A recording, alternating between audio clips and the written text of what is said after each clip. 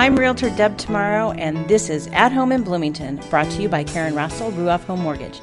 We profile the people, places, and resources that make Bloomington, Bloomington, and help you live your best life. At Home in Bloomington. Hello and welcome to At Home in Bloomington. I am your host, Realtor Deb Tomorrow, and as always, I'm here with I've promoted you to world's best lender instead of the best damn lender in the state of Indiana. You're just the world's best lender now. Thank you. I appreciate that. I think, this is show number, 11, so time to promote you. Okay. Karen Russell, thank you so much for joining us. And we have a guest sitting in front of us, and as usual, Karen has no idea who the guest is or what she does. That is true. And so now it's confession time. Uh-oh. I lied to you. That I know who she is? Or that I'm supposed to? I just lied to you. And it's not an intervention. Don't worry. I know you look terrified. No, it's not an intervention of any type whatsoever. No, I keep staring at the guest, trying to say to them, should I know who you are? All right. Okay, so here's the story. The story starts with lovely Rachel, our show producer. Mm-hmm. And every year, Rachel and a friend of hers, Michael Redmond, curate the Day of the Dead exhibit at the Mathers Museum of World Cultures. And it's up for the month of October each year. I think she's been doing it for at least 10 years. And every year they add items and they store them, and it's this permanent collection. And it's a really, really cool exhibit at the Mathers. And so, Karen, remember a couple days ago I told you that Rachel was kind of stressed out, and I thought we should go check out this Day of the Dead exhibit to support Karen. Or to support Rachel. I'm getting all your names mixed up. I'm all excited because I'm confessing my sins to you. To support Rachel so that, she knows that we went and saw it. Right. Well, there was another reason for that. Because all of that was true, but it was actually a ploy to get you to walk through the Mathers Museum with me so that you could be prepared for today's show. That is amazing because I'd never been in there. So, okay. I'm sneaky, right? Yeah, but that's still, you haven't introduced. So this is Judy Kirk, who's the Associate Director of the Mathers Museum of World Cultures. Welcome. Well, thank you. Isn't that cool? I know. My eyes are gleaming right now. I know the audience can't see it, but. Did you go home after our visit to the museum and tell Jack and Tony, I saw this and I saw that? I didn't get to share that last night. We had sports practice, but when I went back to my second office that we have here at the other real estate office, I was sharing my photos and talking about some of the exhibits that I didn't take pictures of for some reason. Yeah. But we may talk about that. I think we were too entranced by some of these things that you're they said, where is that? And when one of the realtors said, oh, is that the one that's located, and gave me another. Yeah. I said, I thought the same thing. I said, no, it's a little gym right in the middle of campus. Right. Or not in the middle, but pretty close. Pretty close, yeah. So the Mathers Museum, if you've never heard of it, is located at 9th in Indiana. It's just a block and a half from where I lived during college, so if that gives you any reference. I passed it every day walking to and from campus. I actually had classes in there as well. But the one thing I want to make sure people know, too, is that there's parking. And Judy and I were talking about this before, and I'm going to say this 600 times, so if you don't get it by the end of the show, there is parking, because when I decided, hey, Karen, I want you to come to Mathers with me, I said, I'll pick you up, so we only have to deal with one car parking. Right. I have a plan A and a plan B, because I know where some meters were nearby if we needed to do that, and had no idea. Pulled up, there was 10 spots. Exactly. Yeah. That are just for museum visitors, and all you do is go up the stairs into the museum. You tell them at the desk, "Hey, we're here to tour the museum." They run out and they put a little parking pass on your car, and you're good to go. So it's definitely the kind of thing that you can just admissions free. So you could just run in for 15 minutes and check something out if you wanted to. You don't have to plan. I think we spent 15 minutes in the gift shop because that was the first stop we made. I was like, let's just stop here and Right. That's always the first stop people make. Yeah, amazing things. So let's talk a little bit about what the Mathers Museum is. The Mathers Museum is Indiana University's Museum of World Cultures, and that's sort of our key word today is cultures. Through its collections, exhibits, and programs, the museum is dedicated to preserving and promoting knowledge of the world's cultures, past and present. In all of its activities, the museum strives to further its audience's understanding of both the diversity of the world's specific cultures and the underlying unity of culture as a human phenomenon. I stole that right off their website. Don't think I wrote that. But I want to talk about this idea of culture and why is it important. I'm just going to give you the floor. Well, culture is who we are. And there are lots and lots of cultures. There's no one single unifying culture.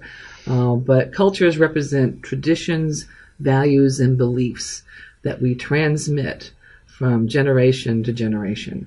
And it helps to define us in the world. And it helps to kind of shade and color our worldview. So it's important that we not only understand our own cultures, that we recognize what it means for us as individuals and what it means for us as a group of people, but that we try to understand others as well. And that's, goes back to this notion of diversity of cultures. But there's also, in all cultures, some very common ideas and approaches to life, because we have, as humans, common problems. We all have to deal with things like, how am I going to subsist? How am I going to eat? Where am I going to sleep? How do I stay warm in cool environments? How do I stay cool in hot environments? How do we organize ourselves as a society? How do we raise our children? How do we share our culture's values and traditions, beliefs with our children? And again, it doesn't matter when or where you've lived as a human. Those are things that you face every day.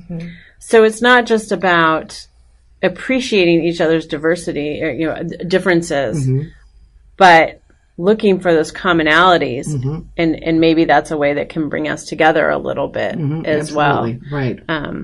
And another thing we like to do is we try to explore the context of cultures so that we better understand why one tradition is different from another. Right? And that helps us to sort of frame our knowledge of those cultures and give us, again, better understanding.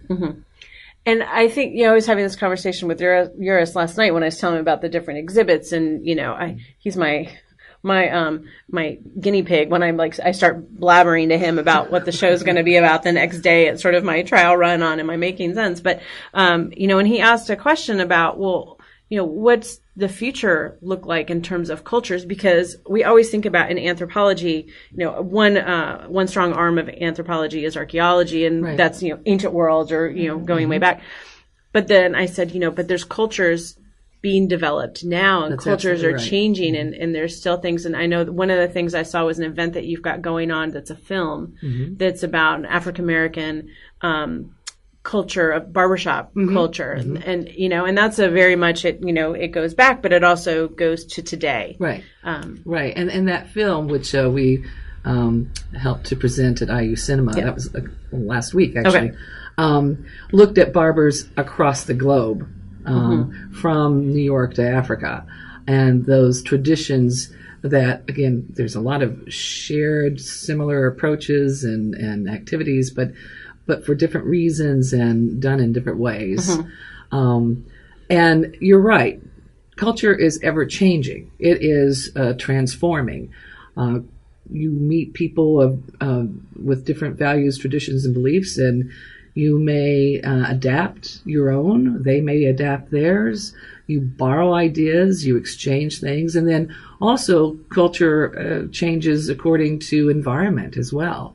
Environment can have a huge impact on cultural traditions and so on. So it is always changing. It is ever moving, which is not to say we don't hold on to traditions. We do, but they change. They adapt to contemporary circumstances. And, one aspect of what you're doing is to hold on to some of those traditions, or just in terms of marking them down. To note them. But we also do engage in looking at contemporary traditions. I mean, our research particularly looks at contemporary traditions from Indiana to China. Yeah, one of your research projects that was really interesting to me was with older folks in South Central Indiana, and using art, and specifically folk art, as a way to sort of manage the aging process and enhance the life. I don't know exactly how to say it because I'm not a researcher. No, you're absolutely right. Creative aging. Yeah. And creative aging is, it's just amazing the impact that it can have on quality of life for individuals who are older. And some of the activities they engage in speak to their own artistic skills and talents. But there are also other aspects of it that really reflect their desire to remember the past and to sort of share those memories with others as well. And in a way, some artists take this to this level of, leaving a piece of themselves, a legacy for not just their family, but for their community to understand. Which I've always been taught that's sort of one of the basic needs, to leave a legacy. People want to do that. They want to know that there was, a reason for being here, and that, they left a mark. Right. There's a purpose. Sure. And again, that's a very human thing. Yeah. So I think Karen and I, when we went through the museum, went in the wrong order. Oh, did we? I don't know that there's a right order. There's not a right order. But you can go in any way you want. We kind of started in the back because we were headed towards the Day of the Dead, and we got distracted by pretty hats. Those beautiful hats. Yeah, beautiful hats that we're going to talk about. But as we came around towards the end, then we came across, I think it was a What is Culture exhibit. Right. And I thought, oh, yeah, we probably should have started there so that we had a better understanding of what we were getting into. But that's one of your permanent exhibits that talks about this, just exactly what you've been talking about. Right. And it offers us a couple of ways to glimpse culture. One way is to look at our own culture, to be focused on cultural history. And we do that by recreating a home from 1967, a home in Bloomington. It's modeled after a ranch house. Yeah. And the house itself that we use as a model was in Blue Ridge. Oh, okay. But it provides a glimpse into a traditional family life of 1967, which was a pretty tumultuous year, really, when you think about it.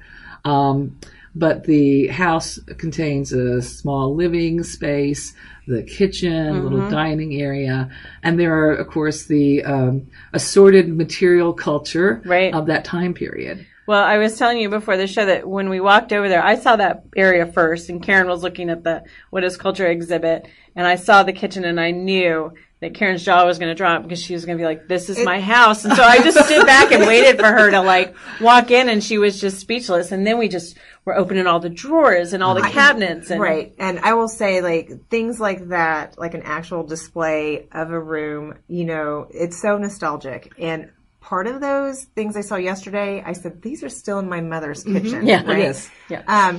And I didn't realize we could open. Yeah, I was very hands-on on that. Everything we had seen so far through the museum, we weren't touching anything or getting too close. And so I didn't want to touch anything. But I think that olive green refrigerator is actually running, and I put my hand on there, and it was cool. And I went ahead and opened it, and it was just, yeah. And we opened the freezer side, and they have these metal ice cube trays with a lever, and we both at the same time were like, I have those! I know. Yeah, well, that is intended to be very hands-on, very interactive. And I love that. And it's very popular with our younger visitors.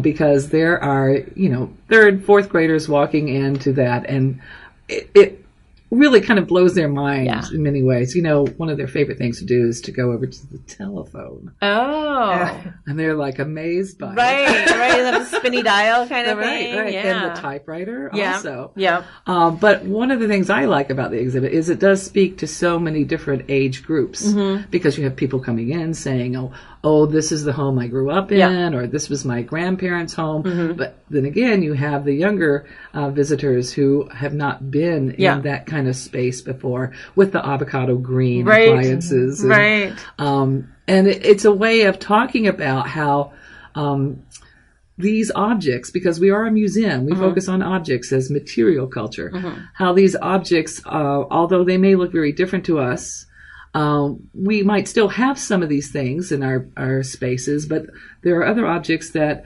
have been replaced, that have changed. Yeah.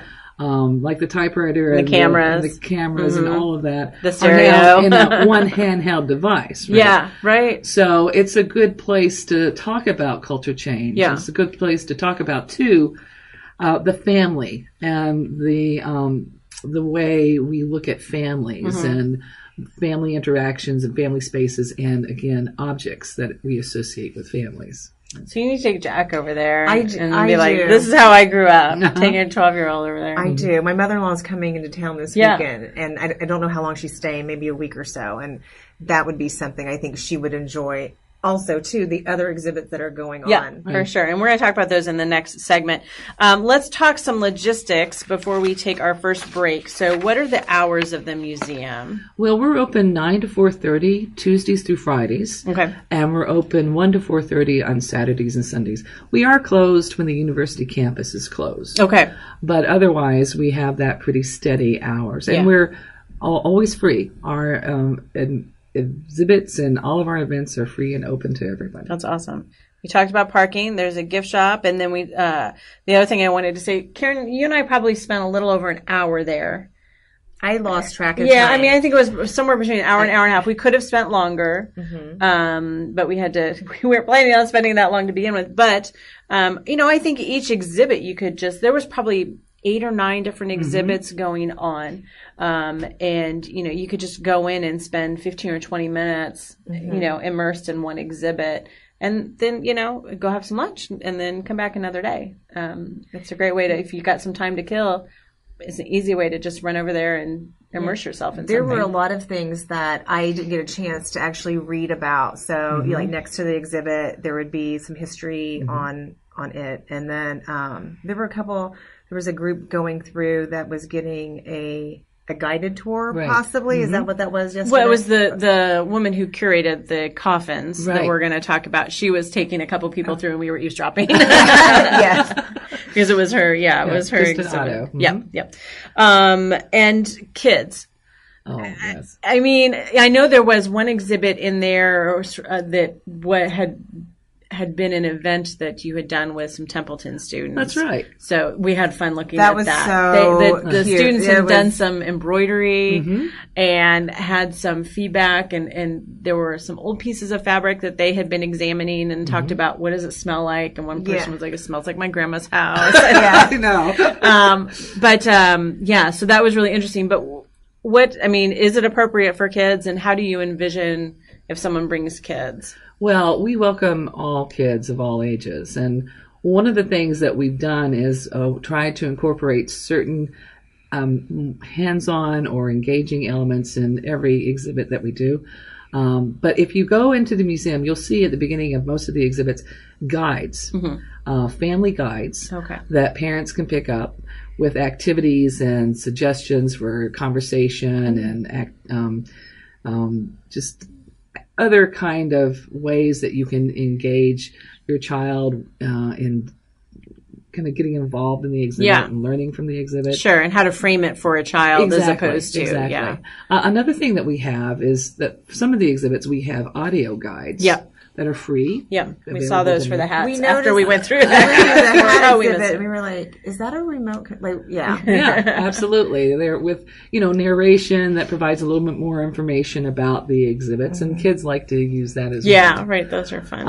And of course, we do have lots of events during the year that's directed toward kids, specifically family craft days and things like that, where we try to teach kids about a particular culture or tradition and then provide hands-on crafts and other activities that give them more information with the kind of a context of, again, touching and feeling. Are those events, is there usually a charge associated with those events? No, all of our events are free. So this is a great family-friendly free opportunity. And are those events mostly publicized on your website? Do you do much on social media for publicizing? We do. On our website, through Instagram, through Twitter and Facebook. Okay. And then we publish in the local calendars and things like that. Great. So, and the website is it mathersmuseum.indiana.edu? That's absolutely So right. it's through the Indiana website, so don't let that one throw you. All right, let's take a break, and we come back and we're talk about some of the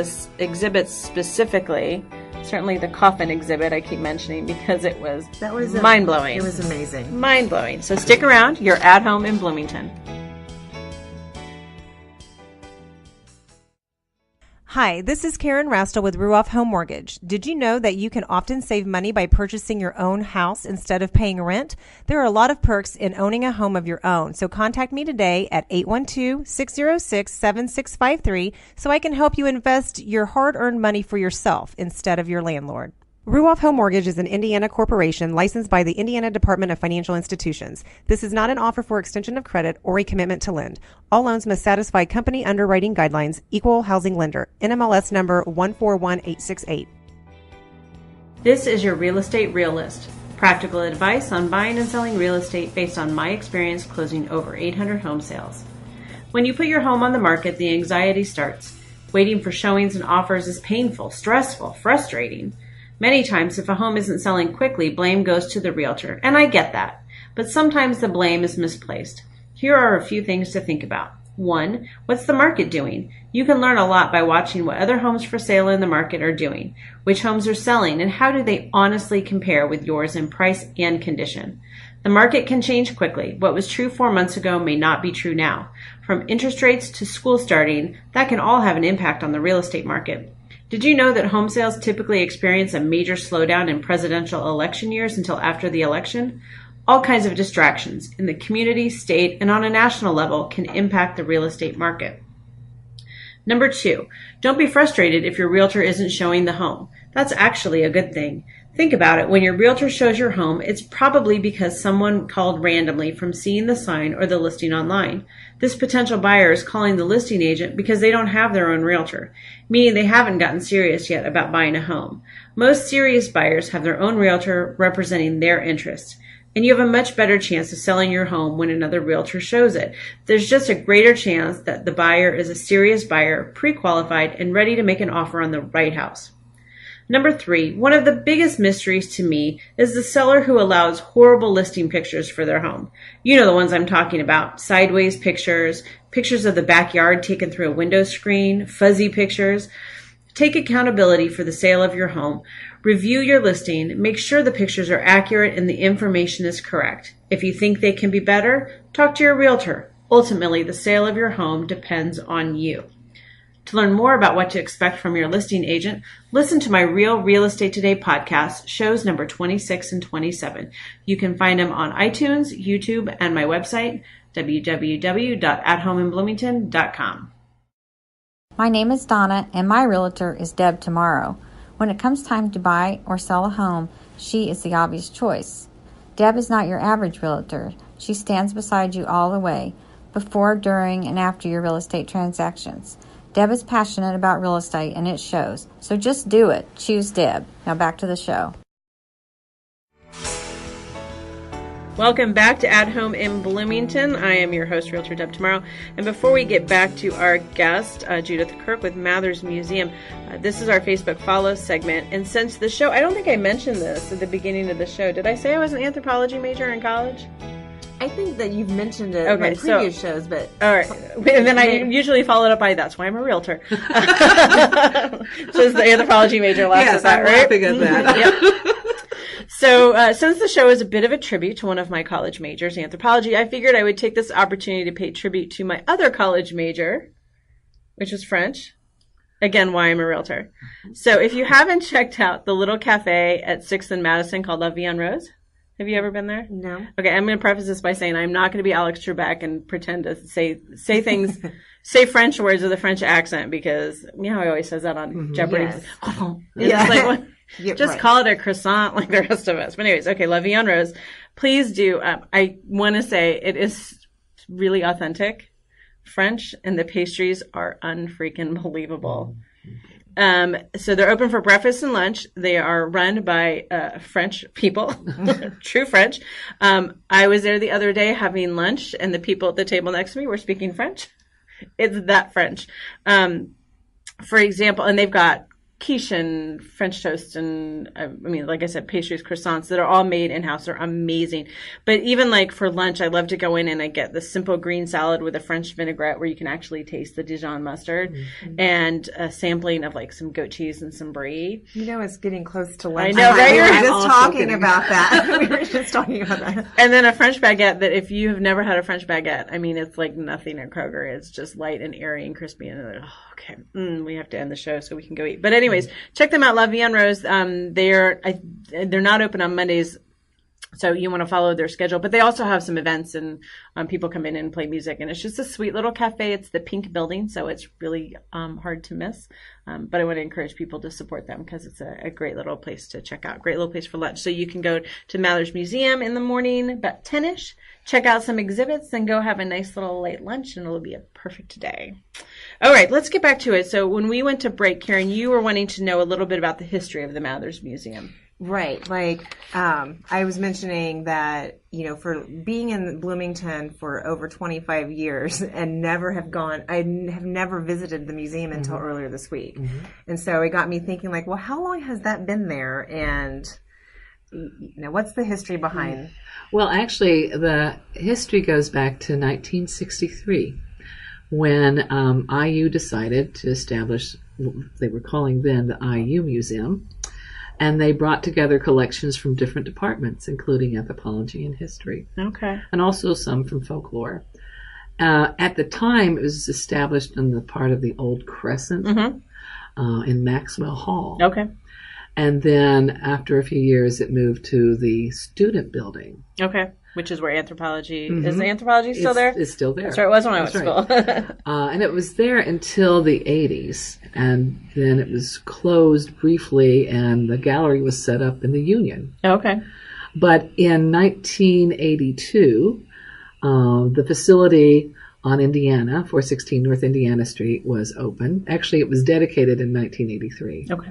And the museum was renamed the William Hammond Mathers Museum in honor of the son of the principal building fund donors, Frank and Maud Mathers. Frank had been a chemistry professor at IU for over 4 decades and was very well respected in the field. The Mathers family donated the funds, and the university, in honor of William Hammond, who had passed away, unfortunately, shortly after his graduation from IU, they decided to name it the institution in honor of him. Later, the museum was sort of renamed Mathers Museum of World Cultures to more better reflect the work that the museum does. Yeah.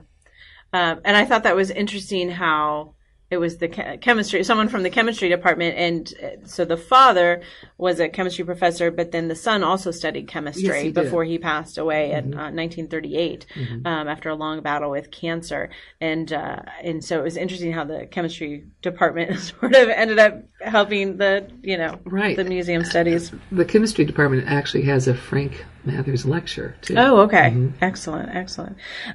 So the building's been there since the 80s. So I don't know what you were. The building's been there longer than you've been in Bloomington, Karen. I know. So there you go. All right, let's talk about some of the current exhibits.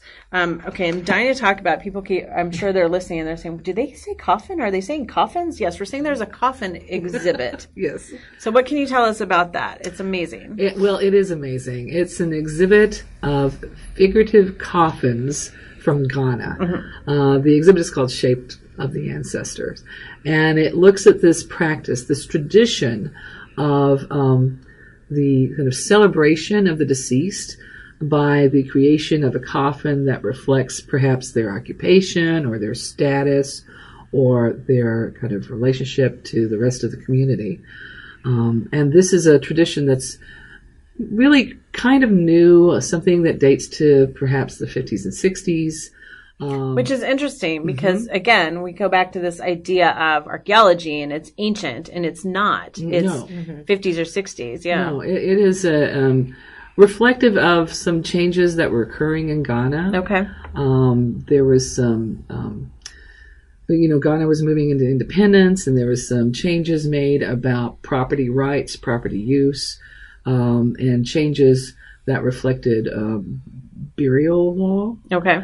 And all of this kind of led to the desire to create some kind of significant marker for an individual who had passed away. And there was a couple of individuals who were, really well trained and excellent craftspeople who began to shape and form these coffins to reflect, again, particular aspects of the deceased's life.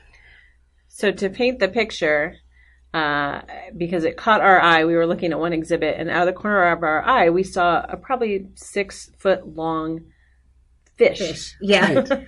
Brightly colored, painted fish. And we kept thinking, what is that over there? And so eventually we wandered over there, and I kept seeing the word coffin, but it just wasn't, I was like, no, what? I don't understand. And yeah, they actually, so you've got 3 life-size coffins on display. One's a fish, one is an airplane, which is so cool. That's right.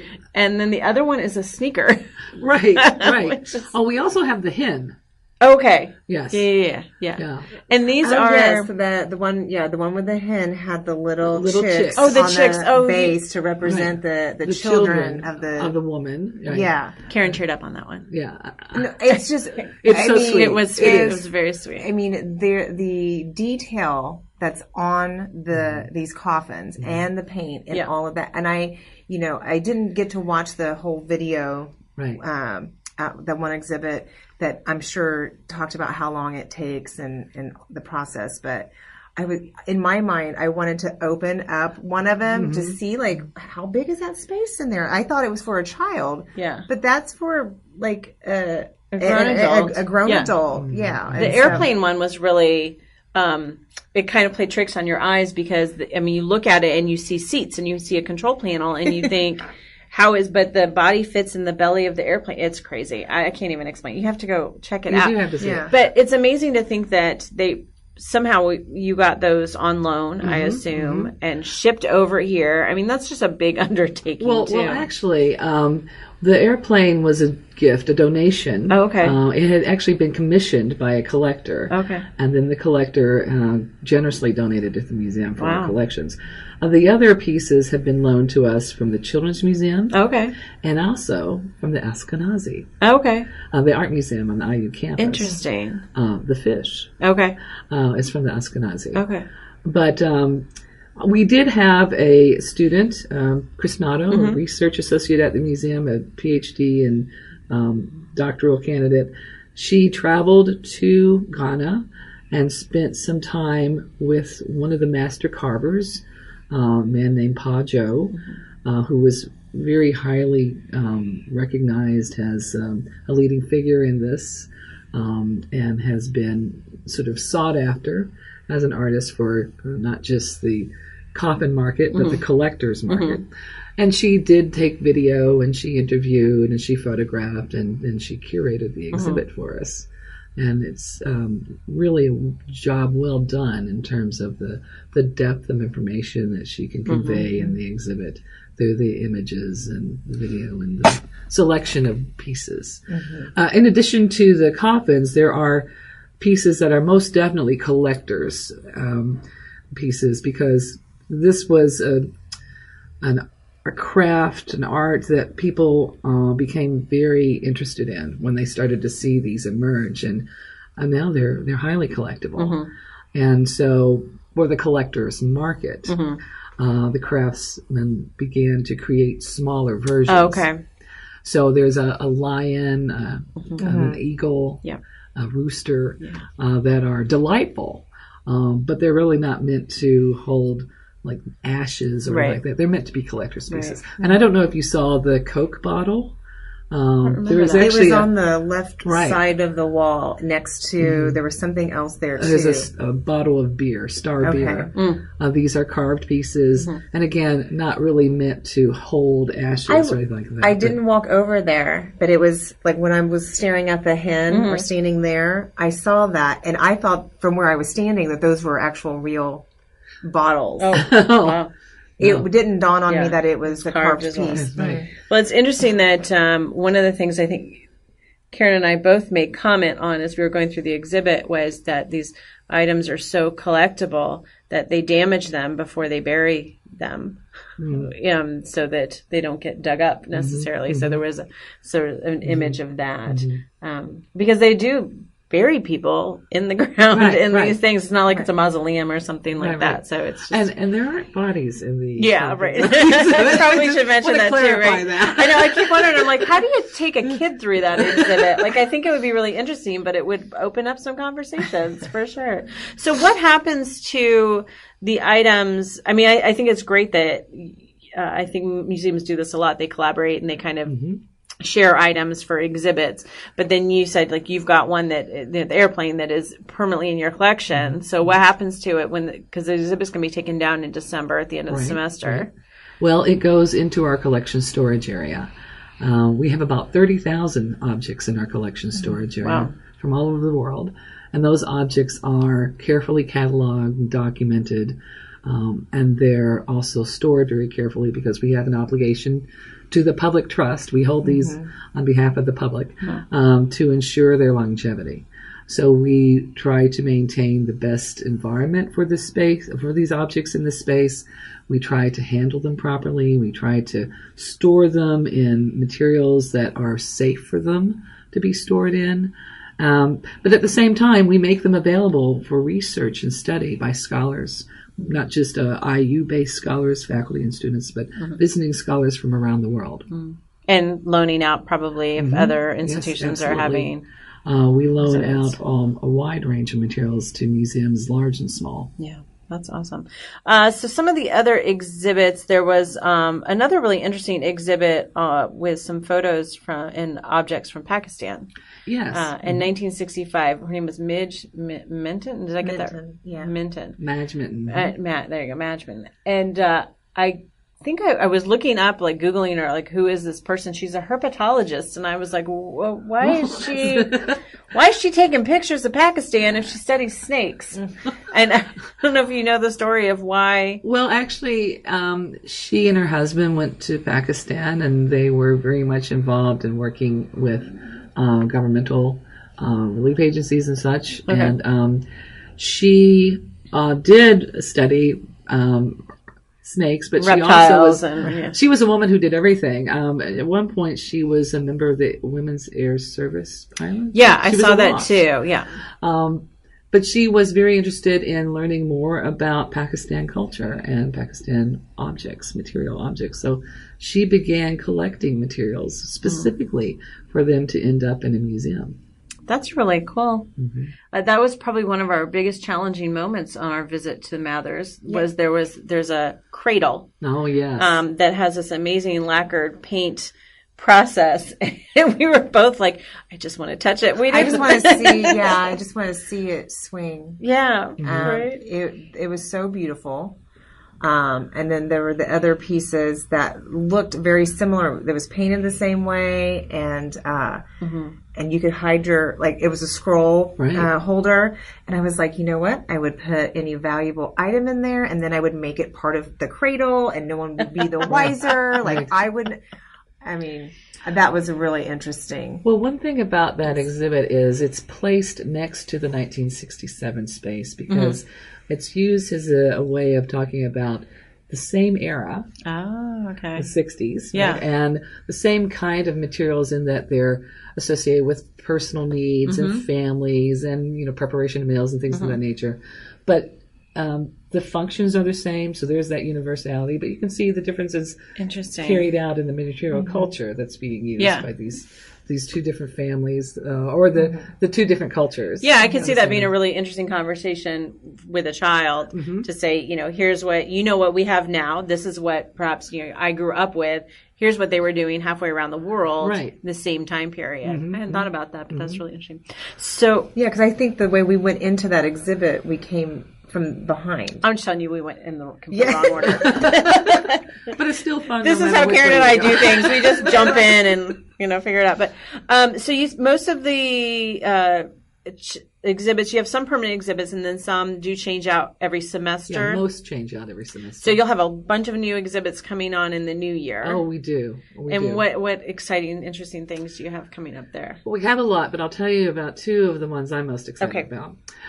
One is going to be on indigenous Mexico. I don't know if you're familiar with the global remixed work that's done at IU, but in The IU sort of rotation of semesters. Spring semester at IU focuses on a particular culture, a particular country. Last year we focused on India, India Remixed. This year we're going to be focusing on Mexico. And the Mathers Museum is going to be hosting an exhibition of indigenous Mexican materials to reflect that focus on Mexico. So we'll have materials that will represent like the Yucatan, materials that include like Huichol yarn paintings and Zapotec materials and things of that nature, so that we can see the wide range of craft and practice from those indigenous groups. Another thing that I'm really excited about is actually a traveling exhibit. We host traveling exhibits at least once a year, and this is a traveling exhibit called Hungry Planet, What the World Eats. Oh. It's based on a book of the same title. And the book was created by a photographer and a writer who traveled around the globe. They visited 30 families in 24 countries. And they spent time documenting the meals that those families ate, the food, how much the food cost, and how the food was prepared.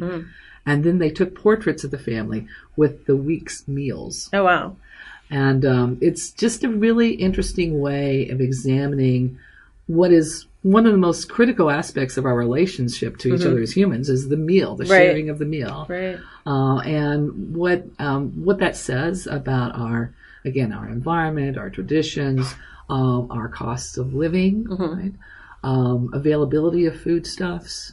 And so that's going to be, I think, a really interesting exhibit for a wide range of reasons. I mean, one thing about Bloomington is we like food. Right, right. And we have a lot of diversity here, but there's probably so much more that, we've never even... Right. And, when we had a chance to really stop and talk about food and, again, varying foods and the differences from one nation to the other in terms of cost of food.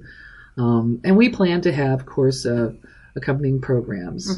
One of our programs that's going to be connected to this exhibit is a brown bag, which makes sense, right? Sure, right. A brown bag with James Farmer, who is the director of the IU Farm. Oh, okay. So we can talk about, local crops and sustainability of foods and those kind of issues. Interesting. Well, that sounds really... And is that a traveling exhibit that another institution put on and it's traveling here for a period of time? It's been traveling around the U.S. Great. And I know, likewise, Mathers does traveling exhibits that travel around the state? Yes. Actually, we have a couple of different types of exhibits. We have a program called Traditional Arts Indiana. It's a very important program. It's focusing on the preservation and promotion of folk and traditional arts for the state. And every year we have 30 small banner exhibits that go out to libraries and other community centers all around Indiana. And those banner exhibits focus on individual folk artists or folk traditions from the state. And they provide, again, a context for talking about our own state heritage in that field. So we have those kind of exhibits that are happening. And then we also do photo exhibits quite often. We have, for instance, just sent up a collection of photographs of Native Americans from our Wanamaker collection. It's a very important photograph collection held at the museum. They've gone up to South Bend for an exhibition there in the museum. Interesting. So such a great resource and such important work. I say as an anthropology major, but it is important work. And I think, like we said in the beginning, it's not just about understanding each other's differences, but looking for those common threads and understanding that we're not that different at all. That we're probably more same than different. So thank you so much for joining us. Let me recap. So 9th in Indiana, lots of parking, open, remind me of the hours again. 9 to 4:30, Tuesday through Friday, and 1 to 4:30 on Saturday and Sunday. Yes, and closed when IU is closed. And there's a gift shop. So please check it out. It's a great gem in our community, and I hope that more people will take advantage of it. Thank you so much for joining us today, Judy. Appreciate it. Thank you. I really enjoyed it. Great. We will be back with another episode. Got a show idea? I'd love to hear it. And be sure to contact me for all your real estate needs and questions, too. You can email me at deb@realrealestatetoday.com and follow me on Facebook at Deb Tomorrow Realtor.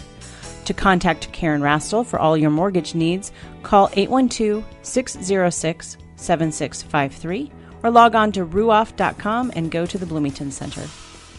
Thanks to all the Bloomington people who make production of At Home in Bloomington possible. Special thanks to superstar producer Rachel G. Gregorio, digital guru Cynthia Hogan at Monster Digital Marketing for website design and hosting, and video genius Wes Lasher in the production house for engineering the show.